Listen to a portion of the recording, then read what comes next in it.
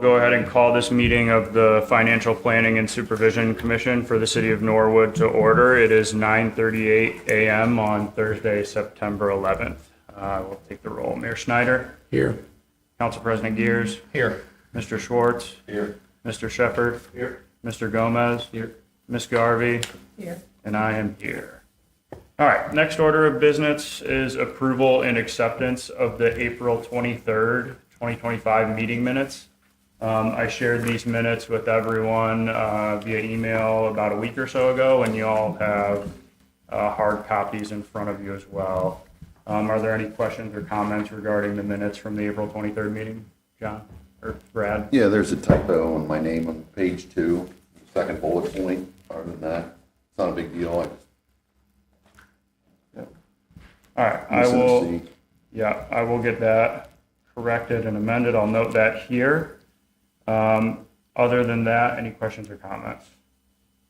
All right, well, I will then go ahead and look for a motion to approve and accept the minutes amended with Brad's name corrected. Sorry, let me cut you off. No worries. Motion, do I have a second? Thank you. I will go ahead and call the roll. Mayor Schneider? Yes. Council President Gears? Yes. Mr. Schwartz? Yes. Mr. Shepard? Mr. Gomez? Yes. Ms. Garvey? Yes. And yes. Okay.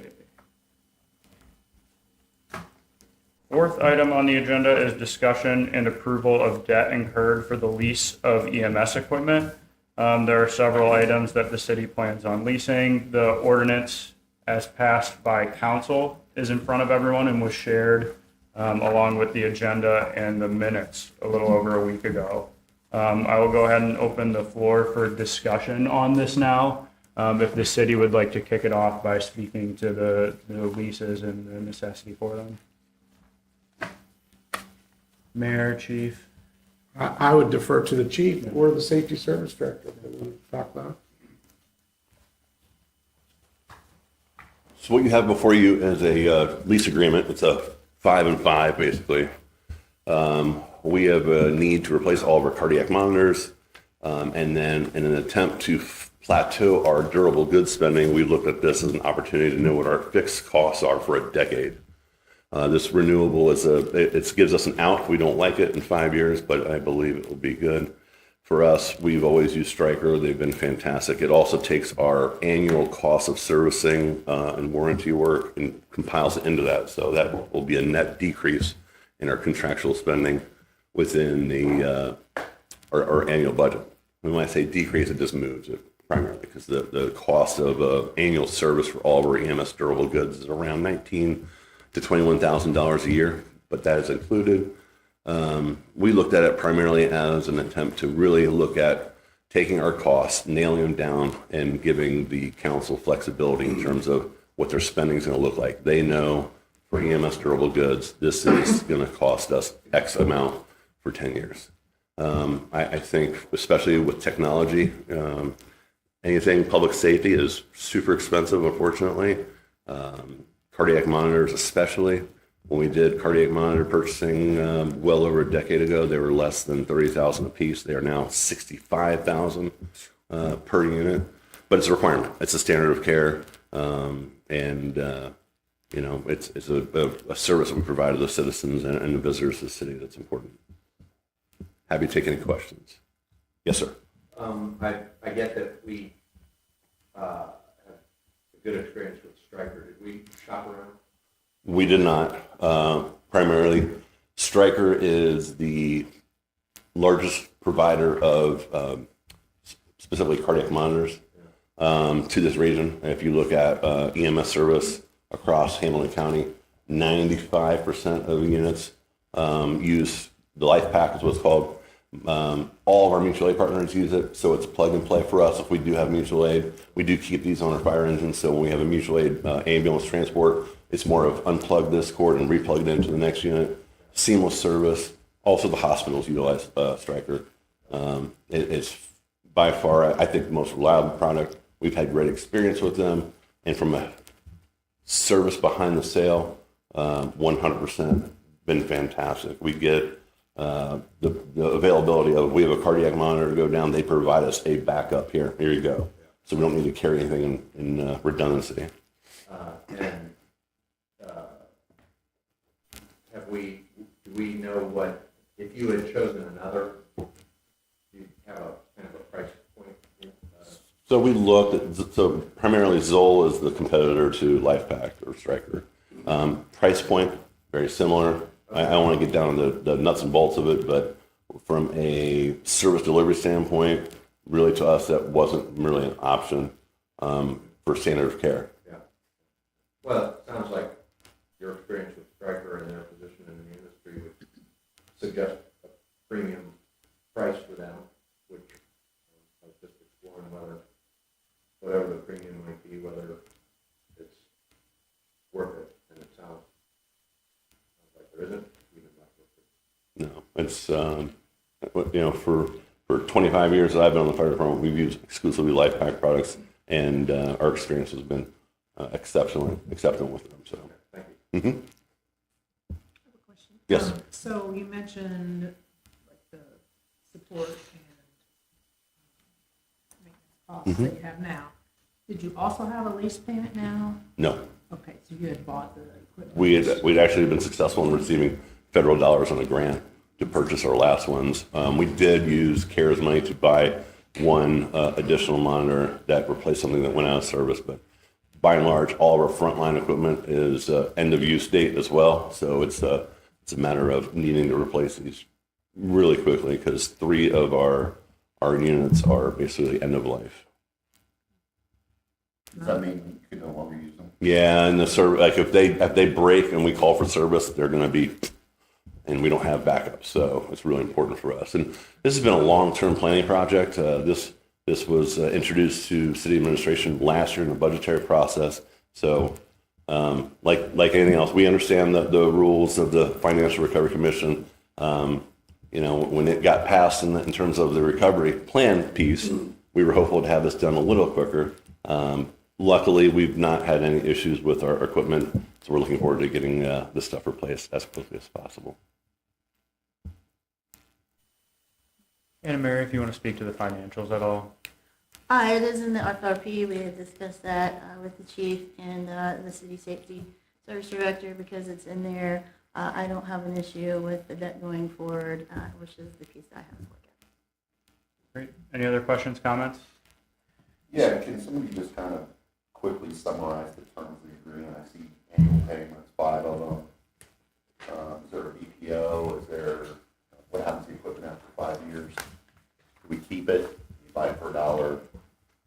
Do we give So it back? at the 5-year term, my opinion would be re-renew because what will happen is they'll refresh all of it again with new equipment with no additional cost to us. Yes, it's basically we have the equipment. So long range planning, what we look at is this is a 10-year known cost. At year 11, we would probably look at competition in terms of bidding for this product again and see does it make fiscal sense for the city to do another long-term lease agreement so they know what their costs are over that next decade. Okay, so we're thinking of doing a 5-year lease and then another 5-year lease? What you have in front of you is actually a 5-year with a option for an additional 5 at zero, no additional cost, same terms. And they will refresh all of the equipment at the end of the 5-year.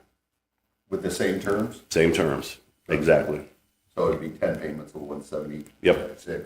If we did this purchase and paid for the service and did the same thing in year 5 as we do now, it would cost us about 2.1. So it's a little bit of a savings by doing it now over the 10-year lock rate, but the 5-year does give us an option if we want to X out and say we don't want to do this anymore.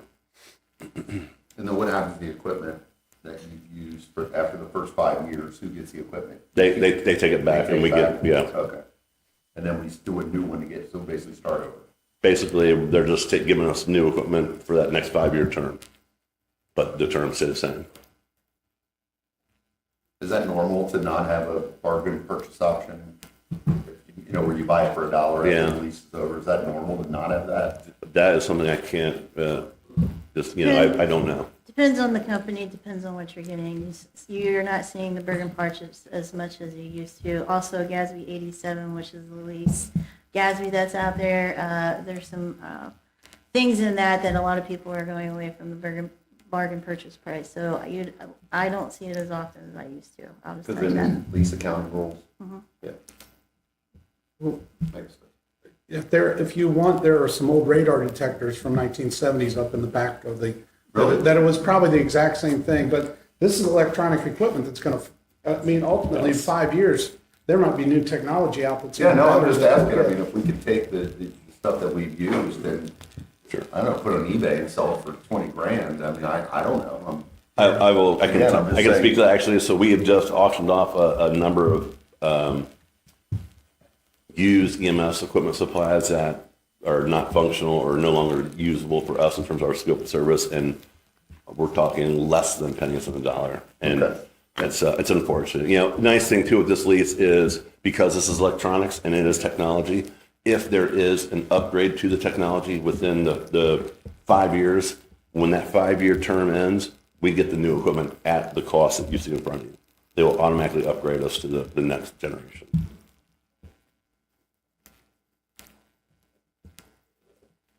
Any other questions, comments? Is there an embedded interest rate that we know of, or? There's always interest, but it's not always spelled out in here. I know, I don't that's the believe it. secret, is they I don't bury it believe there that's and in they here don't that I really know see, yeah. what it is. but- Unless you know what it is. No, it's more of the service part for us in terms of giving it a flat. For us, from the fire department administration side, we looked at it as a way that we could flatline these costs. We have their known costs over the next decade. So, you know, whatever the interest rate is, that certainly was thoughtful for us, but we also looked at it, if we bought it now, bought it in year 5, we were saving taxpayers' dollars. We were also giving the city some financial flexibility by locking costs in over a decade. Because these costs are significant when you look at it. I mean, if we bought 3 cardiac monitors today, you're looking at, you know, $200,000 out the door. You know, that's why we planned it this way. The load systems, I mean, we make over 3,500 EMS runs, so that's up and down of the cots and the load systems that is consistent. So it's certainly well-used equipment and a worthy investment.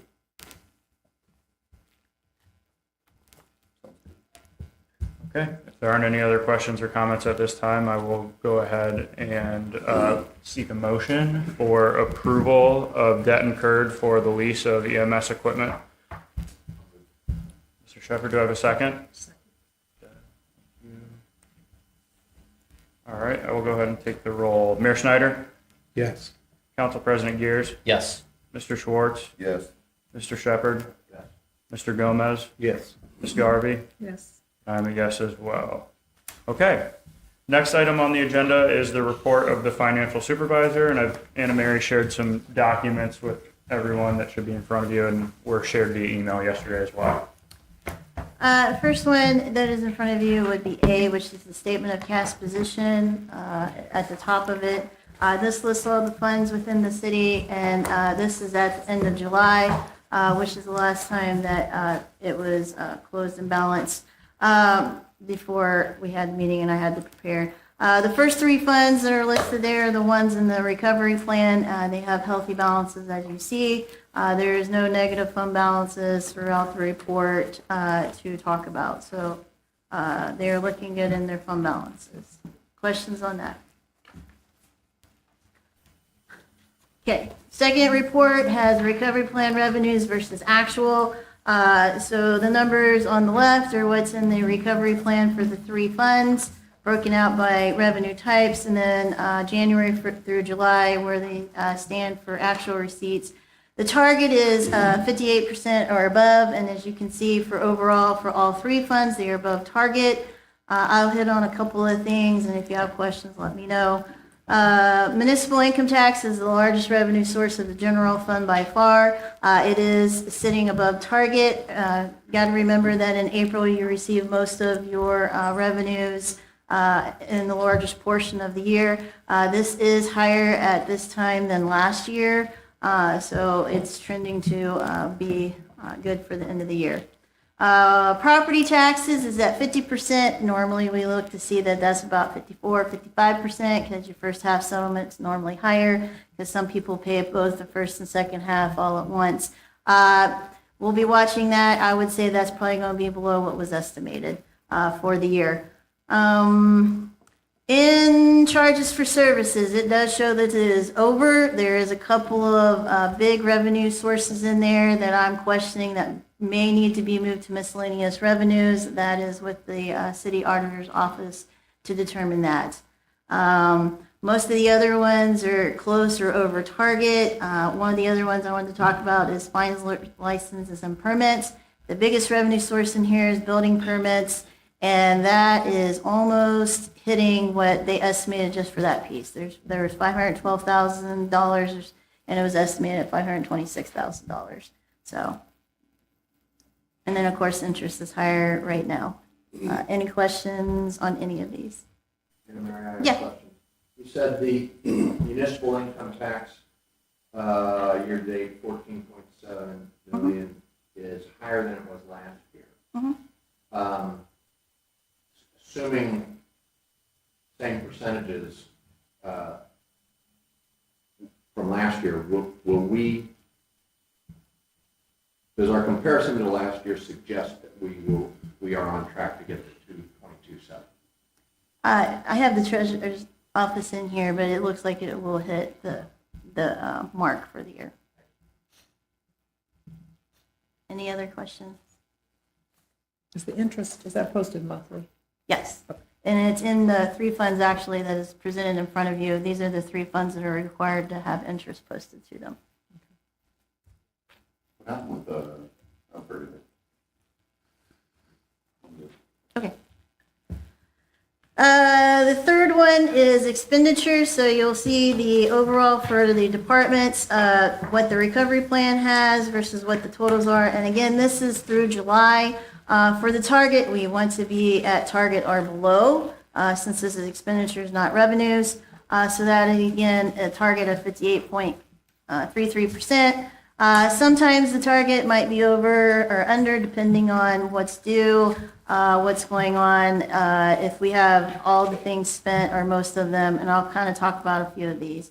I'm going to hit the ones that have exceed on them. If you have questions about others, please bring them to my attention. But I'm going to go to page 2 of 6 first. Down at the bottom is the building department. It is exceeding right now, but that's from contractual services, is over target. And that's because of training costs associated with the new assistant chief building official who has trainings that he's doing to then get certifications before the end of the year. If you will go to page 5 of 6, we have 2 there that are over. I'm going to talk about the retirees first. This has been fully paid from what I've been told from the city, so they actually have spent less and will have spent less for the year. The health department, I'm still looking into and why that one has exceeded, so I will get back to you on that one. And then on the last page,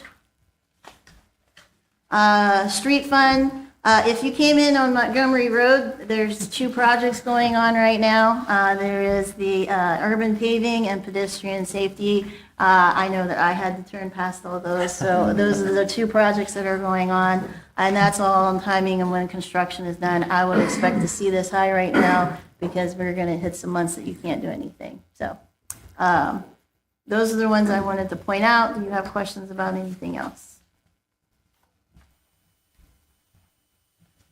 There is some open positions that weren't filled exactly when we thought they would be, I will say that. And then there's still some capital expenses that haven't been done in some of the departments. Okay. The final one is the report on accounting methods and the list of those items and where we are. Hopefully you've had a chance to look through those. Quick recap, my office, my team came in July. We did a large amount of testing on several of these. There's a few of them that we did not get to at that time. We had a new deputy auditor at that time. I went over most of these with her in depth and then also let Ken Miracle know, who is the city auditor, where these things are standing. There are a few things that we found that were some issues, and we brought those to the attention of those that needed to have that brought to their attention. So those are marked. We are planning to try to come back before the end of the year. We were holding off because there's a major change happening in the city auditor's office with payroll that is supposed to be changed over soon. And then we know the deputy auditor position was open again, and I do believe that that has been filled and will be filled before the end of this month. So we want to see some consistency in that department and give them time to work through learning that position before we come back in for more testing. Any questions on those? Yeah, there's one on page 6 of 7 that's in yellow. Can you speak to that? We didn't get to the 25 testing on that yet. Basically is why it's in yellow. Okay. Is there a new date set for it, or? I don't want to come down and just test one thing. I can, but that's kind of a waste of Okay. my resources. So the next time we come down, we'll hit the ones. I guess I would just question, if we reconciled through March, clearly that's been a problem with the management control letter. We're sitting here now in September. Well, I don't know how many months that is, but, thanks. That seems like a lot, and that seems like more than where we were before, so I guess I continue to be concerned about the bank reconciliation timing. Would you like him to? Tim Wagers, I'm the tax commissioner, thanks. The bank reconciliation, we kind of hit a pause in February. We had some turnover in the departments. We had a couple of people leave for ultimately more money. And then we kind of had a good rotation just while we were trying to find a good crew. So we're going to be hopefully hiring the last person to bring back a full house over the next week or so. And then, for the most part, it's just been 2 of us. So we kind of take care of the day-to-day, and then, we really push the taxes to, kind of make sure the city's getting that revenue. So ultimately, it's just fell behind a little bit, but yeah, we will catch it back up. Okay. Is there, so you're adding staff, you said? Yes. Okay. Yeah, so we just hired a new treasury clerk this week. Her first day was Tuesday. And then the month of April was almost done. We have about $163 outage that we're looking for right now. Then April will be turned in. Okay. Because it's just my understanding, I think we've said this for the last several years on this committee, is that that's one of the biggest ones on the management controls. So if that's not fixed, then, I totally sympathize with where you're at, with not having enough people and there's just not enough time in the day. But that continues to be a big weight around our ankles, I think, as a city, the fact that we can't do that within 15 days. So I'd invite anybody else, Tom, or anybody else to speak to that. But that's where that stands with me, I guess. So I have ongoing concern, but I respect your position. I'll chime in that we went about 18 years, 16 years without being able to do it at all, and made significant progress in getting us to where we are. And you're absolutely right, it needs to be consistently completed on a timely basis, and we move forward from there. So hopefully with the staffing that you have and the treasurer's able to get that moved forward, and get it, like you said, untie that weight around our ankles, and let's move on. Yeah. I'm Needs just to be saying what I. sustainable process, even if there's a change in some staffing or a change in the treasurer's office, it needs to be just, it's done consistently. Doesn't matter who's there. And that's what helps too. I know these, they suggest manuals for this, manual for that. I mean, I get it. It's like, when am I going to be able to do all that? But that's one of the things, if there's kind of a accounting manual of some type or some how-to procedures, then when you do a turnover, there's kind of a guide for that person on the steps they take and the order they go through and where they look and those things. So something to consider maybe down the road, I would guess years down the road, to maybe think about as part of this just whole, we have a disaster recovery plan, we have these other plans. Every auditor in the world will suggest to their clients they need an accounting manual.